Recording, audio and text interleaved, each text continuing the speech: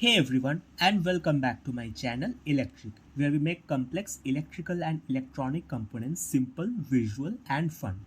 If you have ever looked at an electrical schematic and thought, what on earth is this maze of lines and symbols? This video is for you.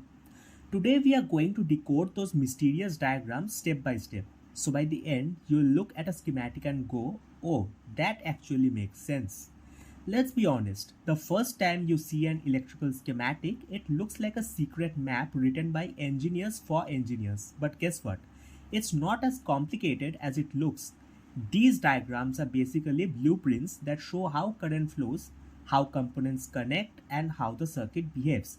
Once you understand the language, you can read any schematic, whether it's in a textbook, a repair manual, or an industrial system drawing. So let's start by learning that language, one system at a time. Think of circuit symbols as the alphabet of electronics. Each one represents a real world component, and once you learn them, you can read circuits like sentences. Here are some of the most common ones you will see. Power supply, symbolized as VCC or plus, is the source of electrical energy. Ground, symbolized as GND, is the reference point where all voltages are measured. Resistor, which is the zigzag line, limits current flow. Capacitor, which are the two parallel lines, stores and releases charge. And diode, symbolizes as arrow and line, allows current to flow in one direction only. Simple, right? The trick is not to memorize them all at once. Just recognize the key ones you will see most often. Okay, now that we know our alphabet, let's build some sentences. The lines you see in a schematic aren't random. They are wires or connections that tell you how electricity flows. There are three main types you will come across. Power lines, which carry energy from your source to the components.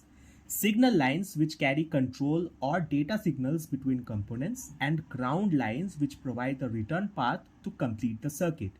And see those little dots or junctions? They tell you where connections actually meet, while crossing lines without dots mean no connection at all. These small details make a big difference. Now let's take a simple LED circuit, power source, resistor and LED. We'll break it down step by step. Power enters from the positive terminals.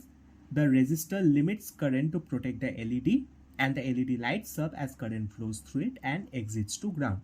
That's it. You have just read your first schematic like a pro.